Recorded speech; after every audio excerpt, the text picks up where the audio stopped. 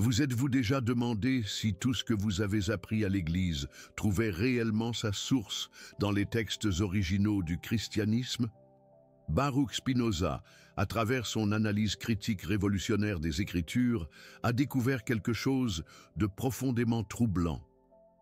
5 doctrines fondamentales prêchées dans les églises modernes non seulement manquent de fondements bibliques solides, mais ont été délibérément construites ou déformées au cours des siècles pour servir des intérêts institutionnels spécifiques. Ce ne sont pas des théories du complot, ni des attaques contre la foi.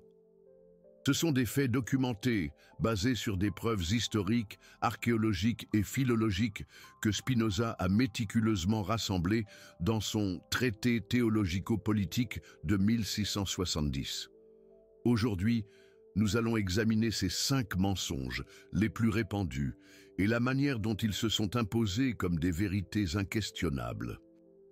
Préparez-vous pour un périple à travers des manuscrits anciens, des conciles oubliés et des manipulations textuelles qui ont façonné le christianisme moderne de manière inimaginable pour les premiers disciples de Jésus.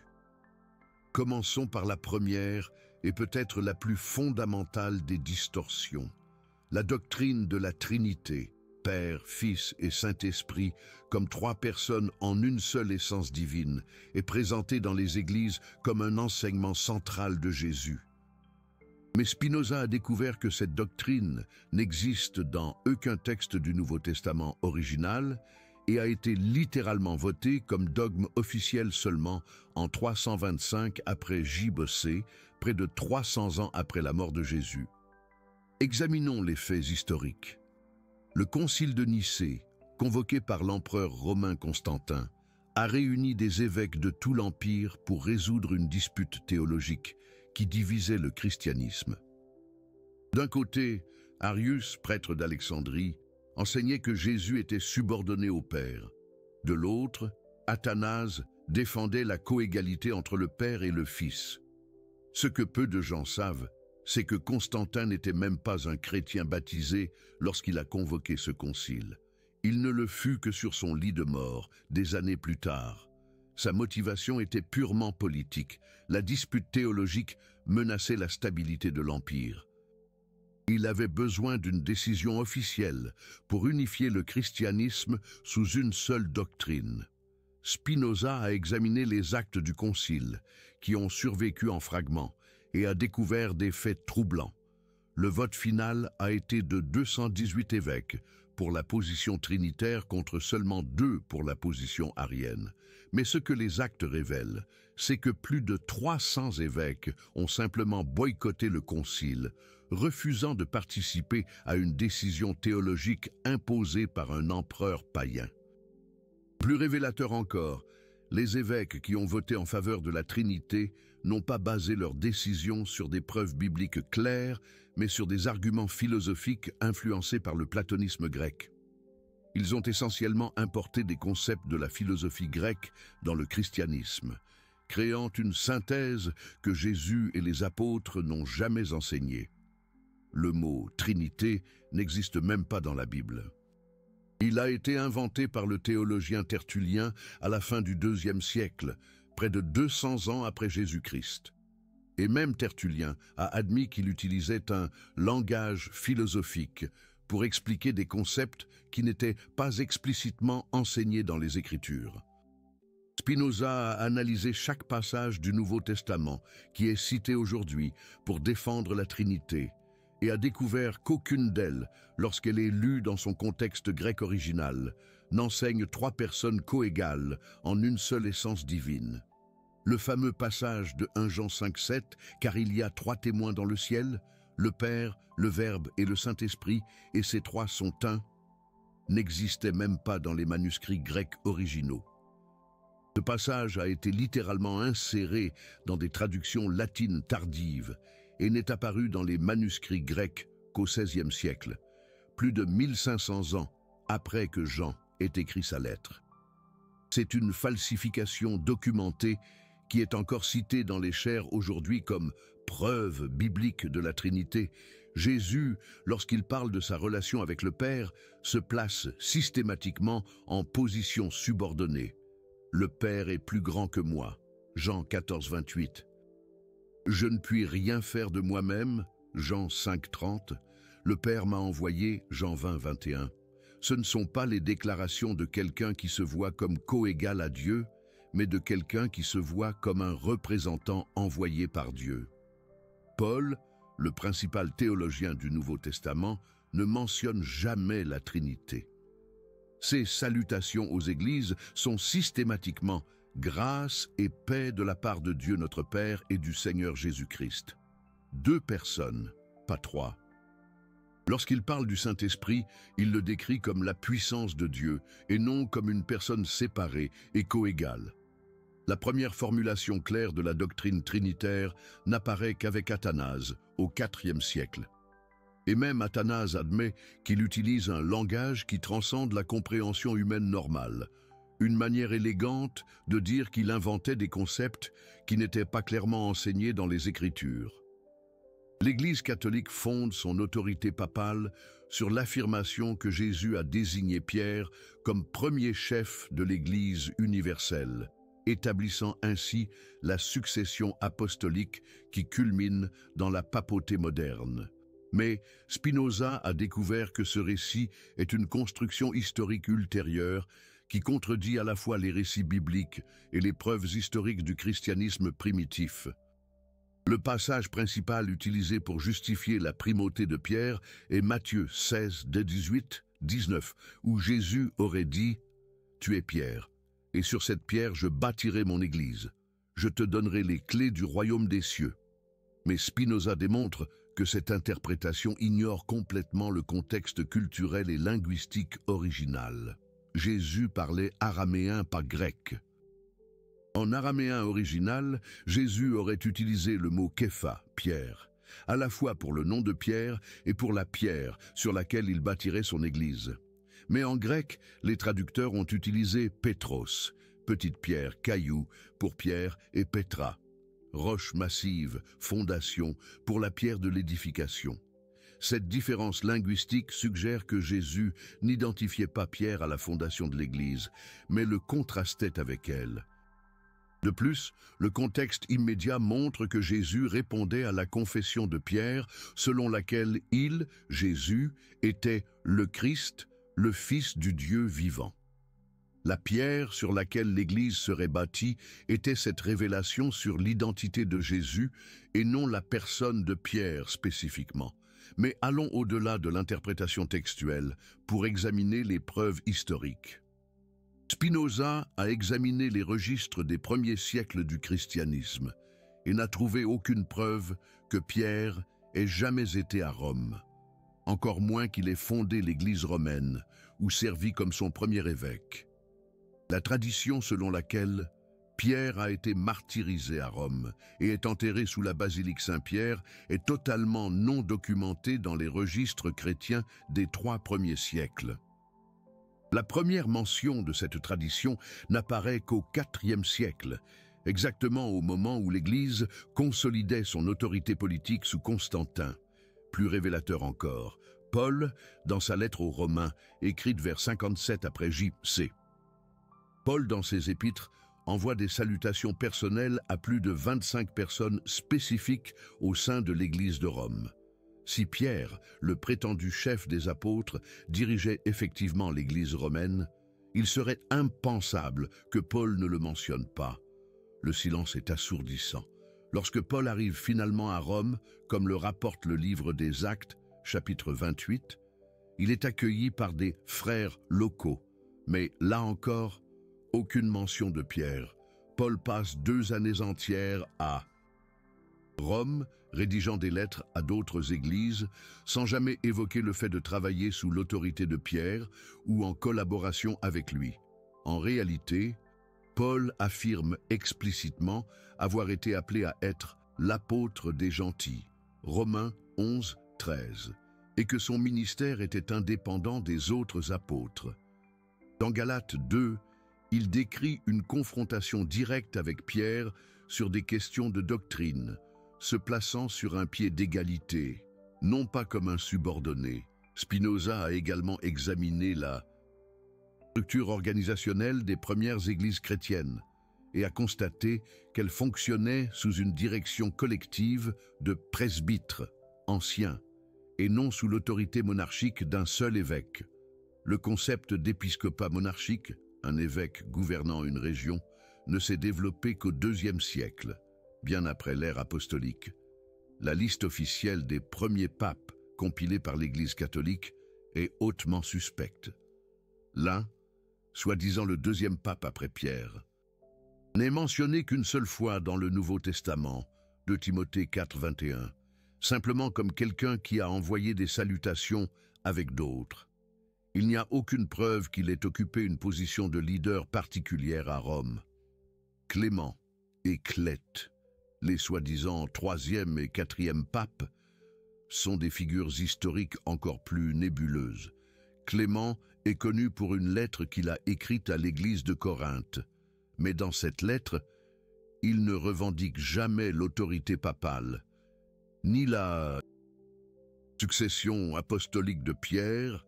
Il parle comme un parmi de nombreux leaders presbytres de l'Église romaine. La première preuve claire d'un évêque de Rome revendiquant l'autorité sur d'autres églises n'apparaît qu'au IIIe siècle avec Étienne Ier. Et même alors, ces revendications ont été rejetées par de nombreuses églises, y compris les importantes églises d'Afrique du Nord sous Cyprien. Les pasteurs affirment souvent que la Bible que nous avons aujourd'hui est identique aux textes écrits par les apôtres, parfaitement préservés par Dieu à travers les siècles. Mais Spinoza, par une analyse textuelle rigoureuse, a découvert que nous avons plus de 400 000 variations entre les manuscrits bibliques existants, incluant des modifications qui affectent des doctrines fondamentales. Pour comprendre l'ampleur de ce problème, il faut comprendre comment les textes bibliques ont été transmis. Avant l'invention de l'imprimerie au XVe siècle, toutes les copies de la Bible étaient défaites manuellement, par des scribes. Chaque copie introduisait des erreurs potentielles, omissions, ajouts, changements de mots, altération de l'ordre, interprétation scribo. Spinoza a examiné les manuscrits grecs les plus anciens du Nouveau Testament, le Codex Sinaiticus et le Codex Vaticanus, tous deux du IVe siècle, et a découvert qu'ils diffèrent substantiellement l'un de l'autre et des textes utilisés dans les traductions modernes. Ce ne sont pas des différences triviales d'orthographe, mais des différences qui affectent le sens théologique. Un exemple dévastateur, la célèbre histoire de la femme adultère dans Jean 8, 1-11, n'apparaît pas dans les manuscrits grecs les plus anciens. Elle a été insérée dans des copies ultérieures, probablement au VE ou Xe siècle. Cela signifie que l'une des histoires les plus citées sur le pardon de Jésus est potentiellement apocryphe. Ajoutez, des siècles après, que Jean ait écrit son évangile. Autre exemple, la fin de Marc 16, 9, 20, qui décrit la résurrection et inclut la fameuse promesse que les croyants prendront des serpents et boiront du poison sans souffrir de mal. N'apparaît pas non plus dans les manuscrits les plus anciens. L'évangile de Marc se terminait à l'origine abruptement au verset 8, avec les femmes fuyant le tombeau dans la terreur. Spinoza a découvert que ces ajouts n'étaient pas accidentels. Ce furent des altérations délibérées faites par des scribes qui estimaient que les textes originaux étaient inadéquats ou incomplets. Ils se sont permis d'améliorer les textes sacrés en fonction de leurs propres convictions théologiques. Mais les changements vont au-delà de passages entiers. Des milliers de mots individuels ont été modifiés au cours des siècles. Dans 1 Timothée 3,16, les manuscrits anciens disent « Il a été manifesté en chair ».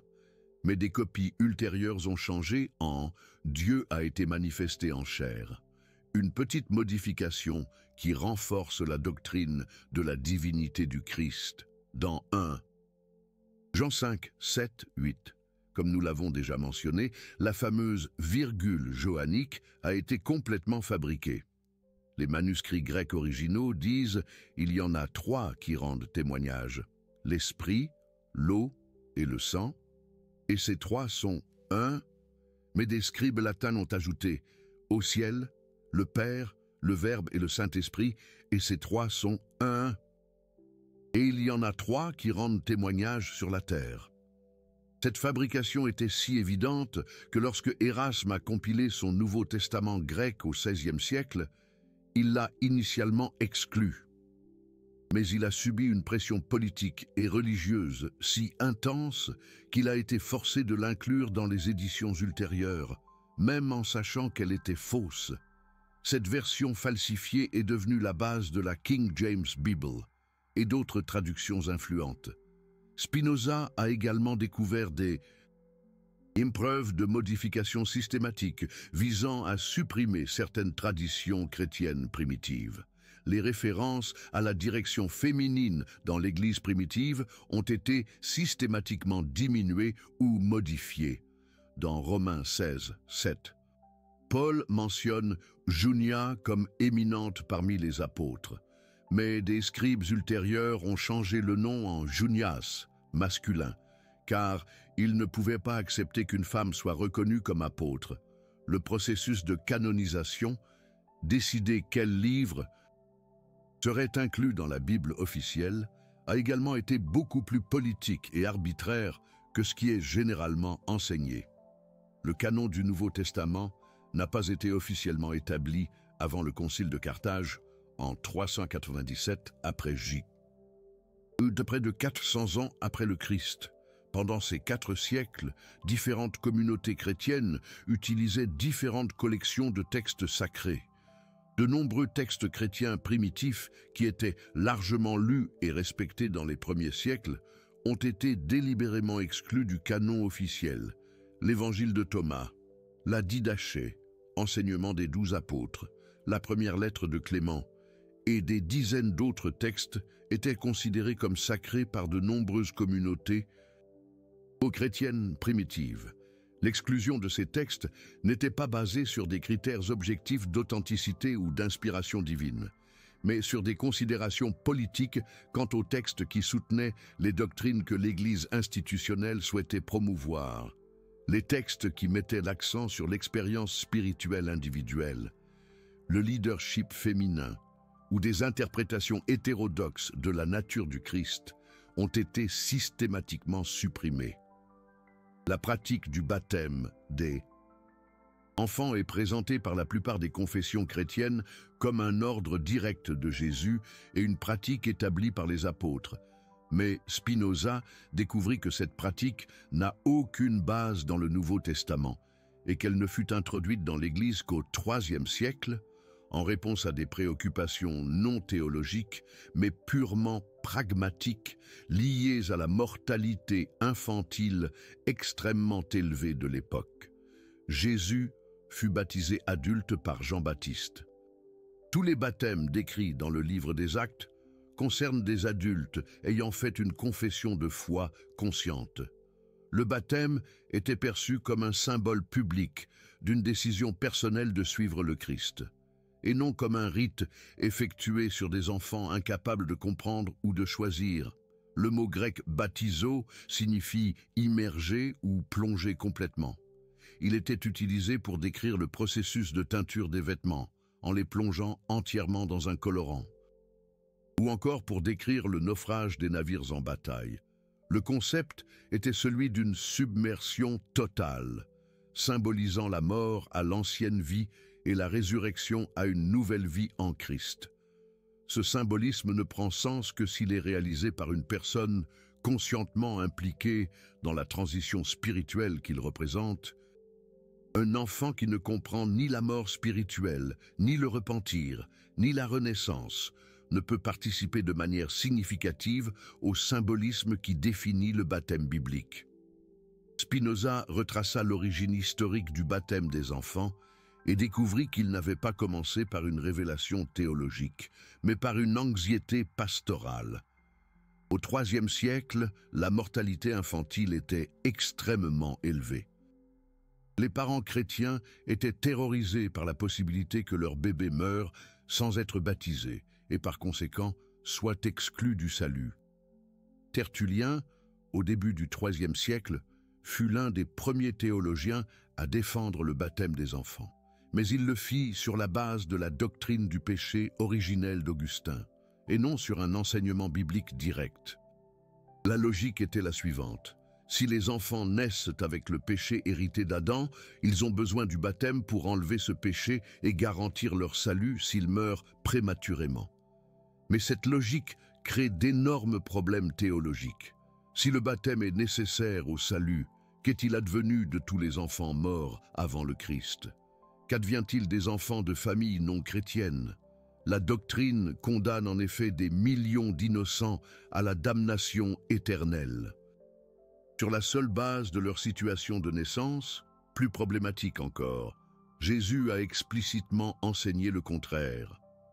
Lorsque les disciples ont essayé d'empêcher les enfants de s'approcher de lui, Jésus a dit « Laissez les petits-enfants venir à moi et ne les empêchez pas, car le royaume des cieux est à ceux qui leur ressemblent. » Matthieu 19, 14. Il n'a pas dit « Amenez les enfants pour qu'ils soient baptisés ». Il a dit que le royaume leur appartenait, déjà naturellement. Spinoza découvrit également que de nombreux pères de l'Église primitive étaient expressément opposés au baptême des enfants. Grégoire de Nazianze soutenait que les enfants ne devaient être baptisés qu'en cas de danger de mort. Jean Chrysostome enseignait que le baptême devait être différé jusqu'à ce que la personne puisse faire une confession de foi consciente et éclairée. La pratique ne devint universelle que lorsque l'empereur Justinien au XVIe siècle rendit le baptême des enfants obligatoire par la loi civile. Ce ne fut pas une décision théologique, mais un décret politique destiné à garantir que tous les citoyens de l'Empire soient enregistrés comme chrétiens dès leur naissance. Cela révèle le véritable objectif du baptême des enfants, le contrôle social et institutionnel. Les enfants baptisés en bas âge grandissent en se considérant automatiquement comme membres de l'Église. Même s'ils n'ont jamais pris de décision personnelle de foi, cela crée des populations nominalement chrétiennes qui peuvent être contrôlées par les autorités religieuses sans nécessairement avoir de convictions authentiques.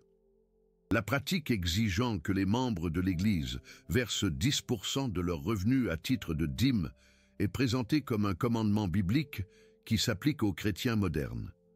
Les pasteurs citent Malachie 3:10 et des récits de l'Ancien Testament pour soutenir que Dieu bénit ceux qui donnent la dîme et maudit ceux qui ne la donnent pas. Mais Spinoza découvrit que cette application représente l'une des distorsions les plus flagrantes de l'enseignement biblique perpétré par les églises institutionnelles. La dîme dans l'Ancien Testament était un système agricole spécifique mis en place pour soutenir la tribu de Lévi, qui n'a pas reçu de territoire propre lorsque Israël a occupé la terre promise. C'était essentiellement un impôt national pour soutenir une classe sacerdotale qui remplissait à la fois des fonctions religieuses et administratives pour la nation d'Israël. Ce système présentait des caractéristiques spécifiques qui sont complètement ignorées lorsqu'il est appliqué aux églises modernes. Premièrement, il n'était payé que par les Israélites possédant des terres agricoles ou des troupeaux. Les charpentiers, les pêcheurs, les marchands et autres travailleurs urbains ne payaient pas la dîme, car ils ne produisaient pas les types spécifiques de biens agricoles exigés. Deuxièmement, il était payé en produits agricoles spécifiques, céréales, vin, huile d'olive, animaux, jamais en argent. L'idée de convertir 10% des revenus en argent pour l'Église n'existe pas dans le système biblique original. Il s'agissait littéralement de la remise de portions de la récolte et du bétail. Troisièmement, il était utilisé à de multiples fins au-delà du soutien des prêtres. Une partie allait aux Lévites, une autre partie était réservée aux fêtes religieuses nationales et une troisième partie était réservée aux orphelins, aux veuves et aux étrangers pauvres. Il ne s'agissait pas simplement d'un transfert de revenus vers les dirigeants religieux. Quatrièmement, et plus important encore, il s'agissait d'un système de la loi mosaïque qui s'appliquait spécifiquement à la nation théocratique d'Israël. Lorsque Jésus a établi la nouvelle alliance, il a explicitement aboli les exigences cérémonielles et civiles de la loi mosaïque. Les chrétiens ne sont pas obligés de circoncire leurs enfants, d'observer le sabbat ou d'offrir des sacrifices d'animaux, et par la même logique théologique, ils ne sont pas obligés de payer la dîme. Jésus, lorsqu'il a parlé des contributions financières, n'a jamais mentionné la dîme. Il a loué la veuve pauvre qui a donné 2 petites pièces, non pas parce qu'elle a donné un pourcentage spécifique, mais parce qu'elle a donné sacrificiellement du peu qu'elle avait. Le principe était la générosité motivée par l'amour et non l'obligation légale d'un pourcentage fixe. Paul, dans ses longues instructions sur les contributions chrétiennes dans 2 Corinthiens 8-9, ne mentionne jamais la dîme. Au lieu de cela, il enseigne que chacun donne selon ce qu'il a résolu en son cœur, sans tristesse ni contrainte, car Dieu aime celui qui donne avec joie. C'est l'exact contraire d'une obligation légale de pourcentage fixe. Spinoza a retracé la réintroduction de la dîme dans le christianisme et a découvert qu'il s'agissait d'un processus progressif motivé par les besoins financiers institutionnels et non par des convictions théologiques. Au IVe siècle, lorsque le christianisme est devenu la religion officielle de l'Empire romain, l'Église a hérité d'immenses propriétés et de responsabilités administratives qui nécessitaient un financement systématique. Les évêques ont commencé à soutenir par analogie que de même que l'ancien Israël soutenait ses prêtres par la dîme, le nouveau Israël chrétien devait soutenir ses dirigeants de la même manière. Mais cela ignore la différence fondamentale entre Israël en tant que nation théocratique et l'Église en tant que communauté spirituelle volontaire. Au VIe siècle, les conciles de l'Église ont commencé à rendre la dîme obligatoire par le droit canonique. Au 8e siècle, Charlemagne a rendu la dîme obligatoire par le droit civil dans tout le Saint-Empire romain. À nouveau, c'est un décret politique et non un principe théologique qui a établi cette pratique. Durant le Moyen Âge, la dîme est devenue l'une des principales sources de pouvoir économique de l'Église catholique. Des populations entières étaient forcées de remettre 10% de leur production agricole pour soutenir une hiérarchie cléricale qui vivait souvent dans le luxe, tandis que les contribuables vivaient dans la pauvreté. La réforme protestante a initialement rejeté de nombreuses pratiques catholiques, y compris la dîme obligatoire. Luther et Calvin ont enseigné que les contributions chrétiennes devaient être volontaires et motivées par l'amour, et non par la contrainte légale. Mais à mesure que les églises protestantes se sont institutionnalisées, elles ont progressivement réintroduit la dîme comme une nécessité pratique pour soutenir leurs opérations.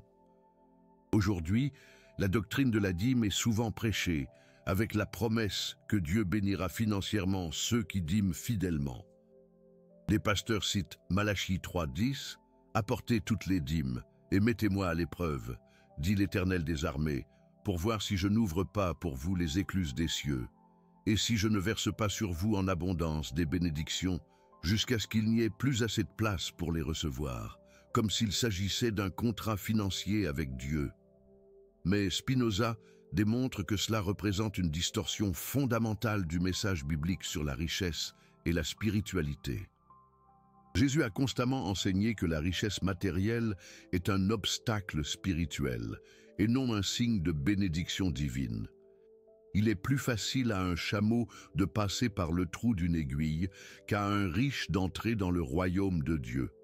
Matthieu 19:24.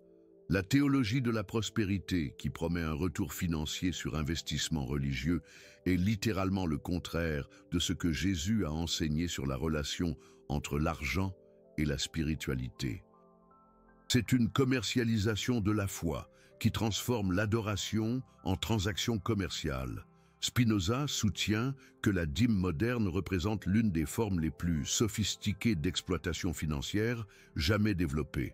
Contrairement aux impôts gouvernementaux qui financent des services publics vérifiables, la dîme religieuse ne fait l'objet d'aucune reddition de comptes indépendante, ni de transparence quant à l'utilisation des fonds.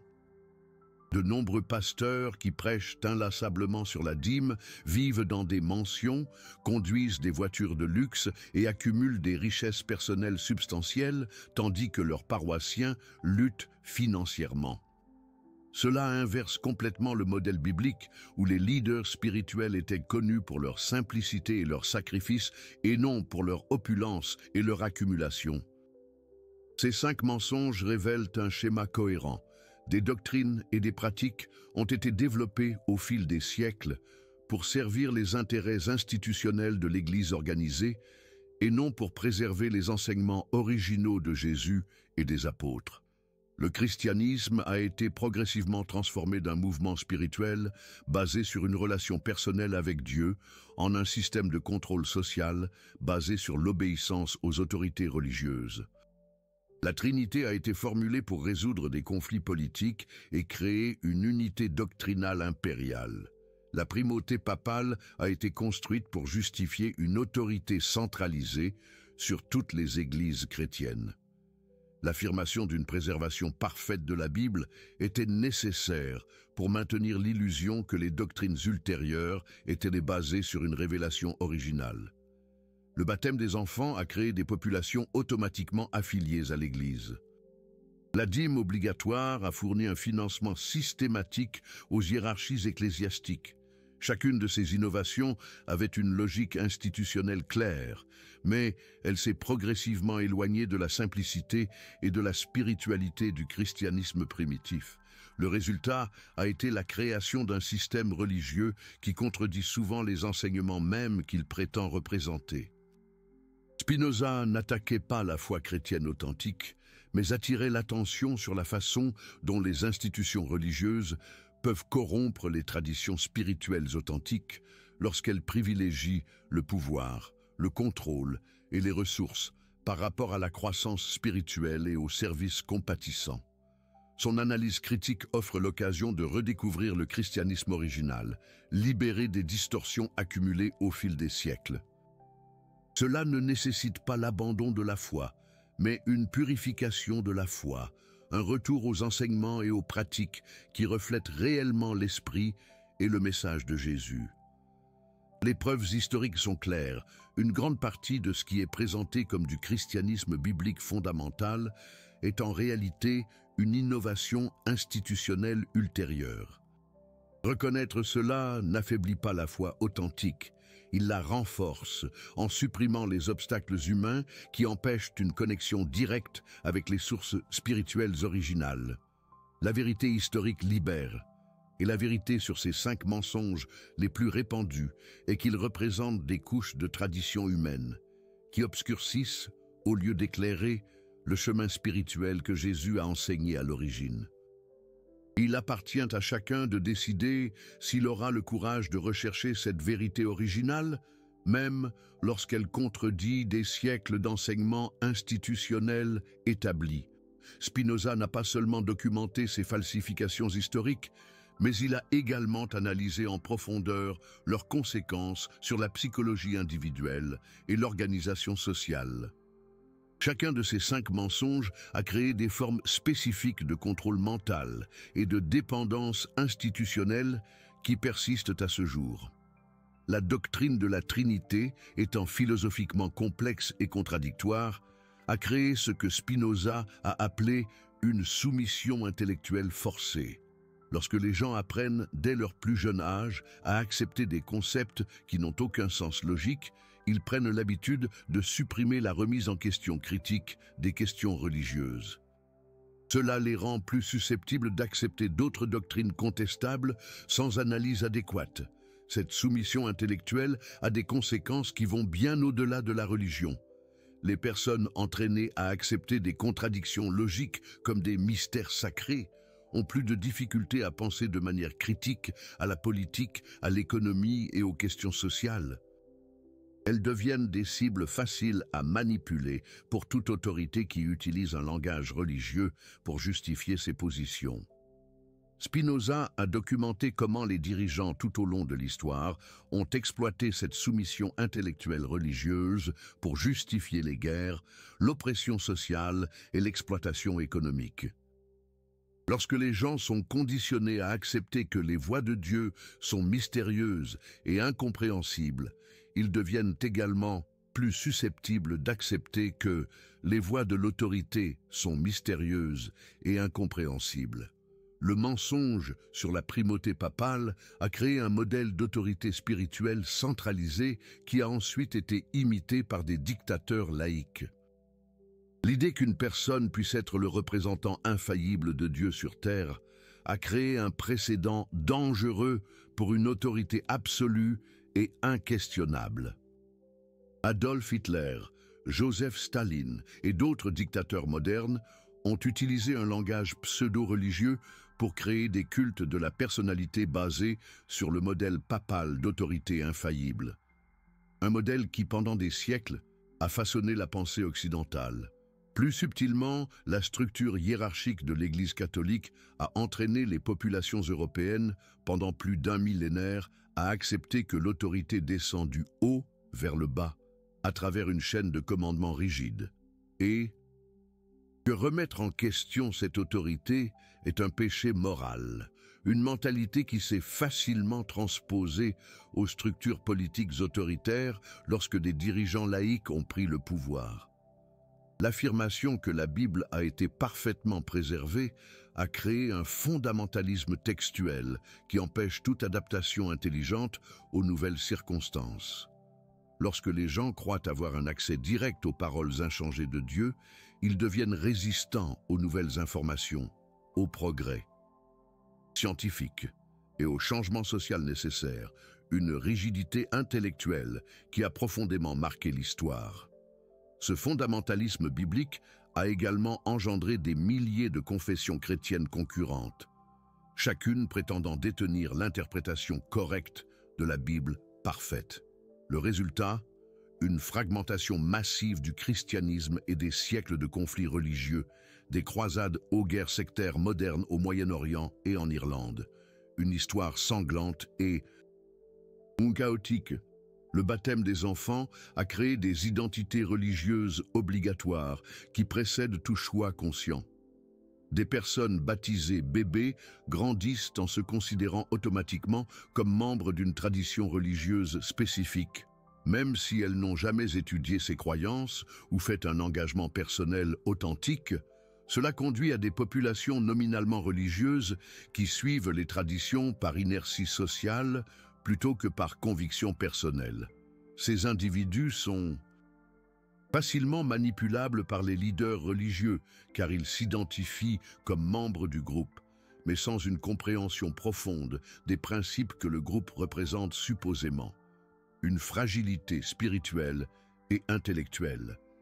La dîme obligatoire a créé un modèle d'exploitation financière sanctifié qui a été imité par d'innombrables escroqueries modernes.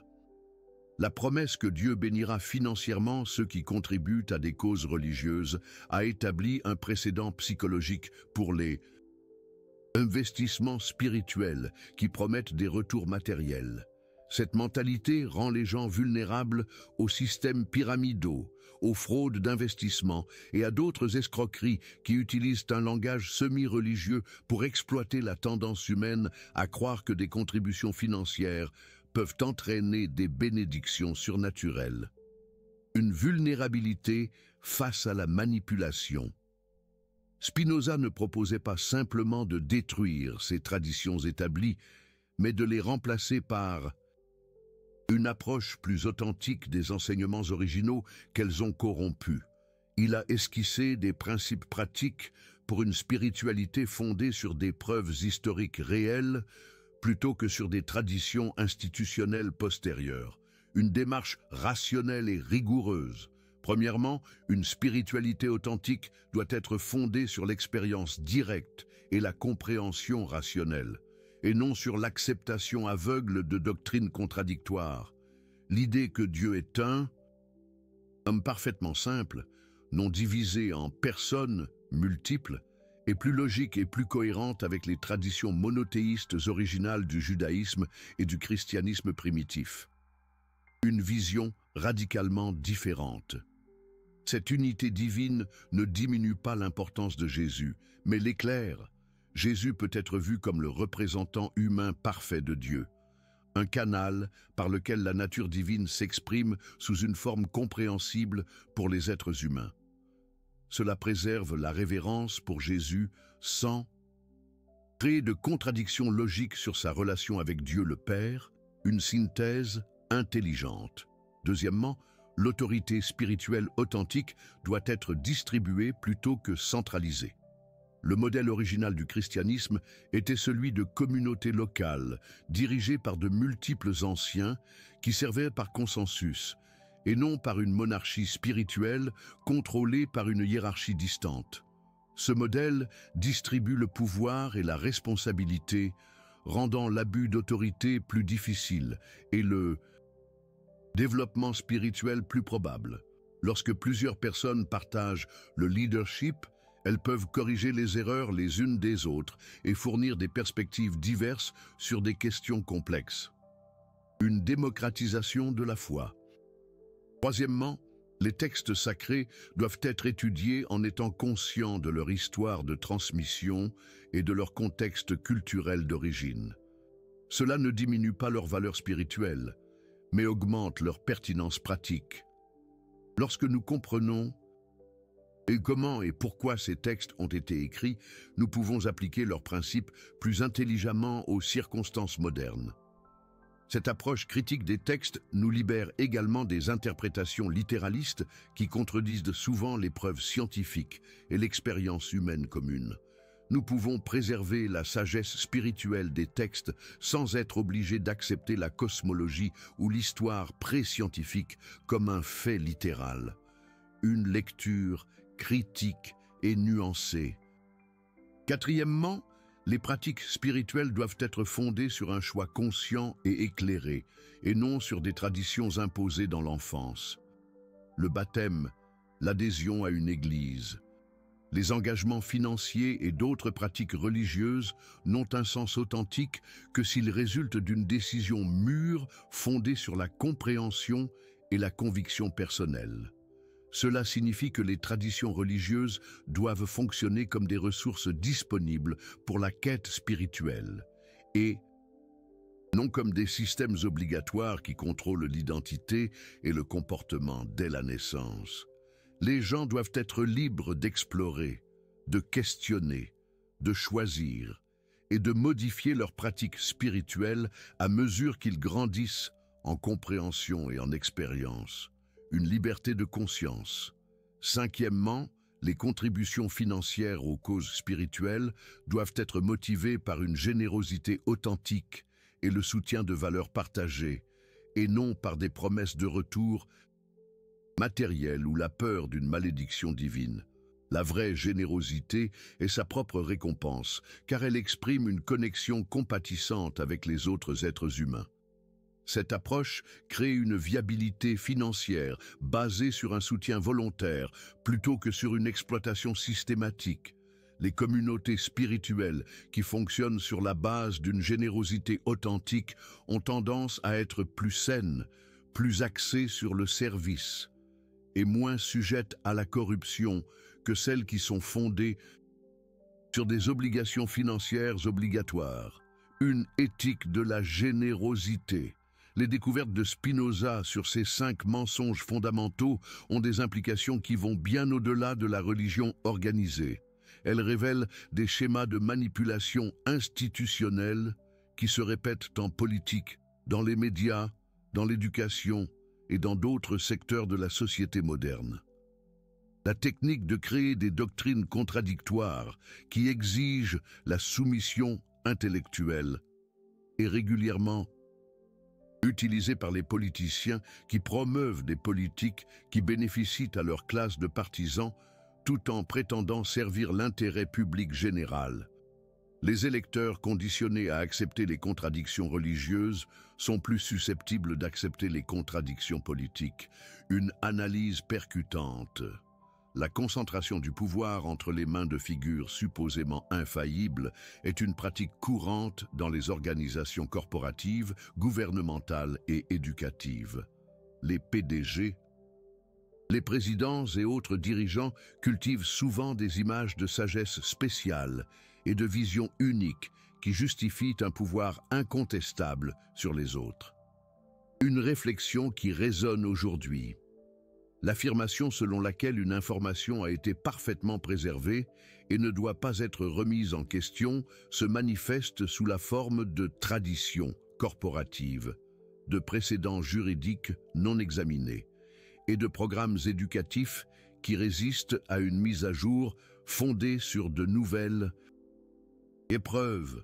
La création d'identités obligatoires qui précèdent un choix conscient est courante dans le nationalisme, la loyauté corporative et d'autres systèmes qui définissent l'identité individuelle sur la base d'une affiliation de groupe plutôt que sur des valeurs et des choix personnels. L'exploitation financière, par le biais de promesses d'avantages futurs basés sur des contributions présentes, est un élément fondamental des schémas pyramidaux, des bulles spéculatives et des politiques gouvernementales qui promettent des avantages à long terme en échange de sacrifices à court terme. Reconnaître ces schémas dans un contexte religieux peut aider les individus à les identifier et à y résister dans d'autres contextes. L'analyse critique que Spinoza a appliquée aux doctrines religieuses peut être appliquée de la même manière à la propagande politique, au marketing d'entreprise et à d'autres formes de manipulation institutionnelle. La contribution la plus importante de Spinoza pourrait bien être sa méthode, utiliser des preuves historiques, une analyse logique et une enquête empirique pour évaluer les affirmations d'autorité au lieu d'accepter les traditions établies sans les remettre en question. Cette méthode n'est ni anti-religieuse ni anti-spirituelle. Au contraire, elle est profondément spirituelle car elle recherche la vérité authentique plutôt que le réconfort factice. Une spiritualité fondée sur la vérité est plus forte, plus flexible et plus durable qu'une spiritualité fondée sur des illusions, aussi réconfortantes soient-elles temporairement. La vérité historique concernant ces 5 mensonges ne doit pas détruire la foi, mais la purifier. Lorsque nous supprimons les couches de traditions humaines qui obscurcissent les enseignements originaux, nous pouvons redécouvrir la sagesse spirituelle authentique qui a initialement inspiré ces mouvements religieux. Jésus enseignait l'amour, la compassion, la justice sociale, le développement spirituel, impersonnel et la connexion directe avec le divin. Ces enseignements restent valables et inspirants indépendamment des distorsions institutionnelles qui se sont accumulées autour d'eux au cours des siècles. Paul mettait l'accent sur la liberté spirituelle, la responsabilité personnelle, la diversité des dons spirituels et la communauté fondée sur l'amour mutuel plutôt que sur une hiérarchie autoritaire. Ces principes peuvent guider les organisations spirituelles saines aujourd'hui si nous les libérons des interprétations autoritaires ultérieures.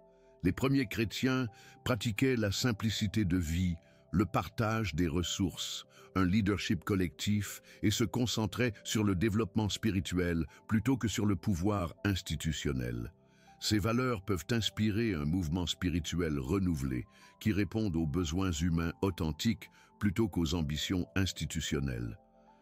L'analyse de Spinoza nous offre non seulement une critique des distorsions existantes, mais une feuille de route pour revenir aux principes originaux qui peuvent guider une spiritualité authentique et une organisation sociale juste. Il nous appartient de décider si nous aurons le courage de suivre cette carte, même lorsqu'elle nous conduit à travers un territoire inconnu et difficile. La vérité libère, mais seulement ceux qui ont le courage de la confronter, même lorsqu'elle remet en question tout ce qu'on leur a appris à accepter sans questionnement. Spinoza a montré le chemin. Le choix de le suivre est le nôtre.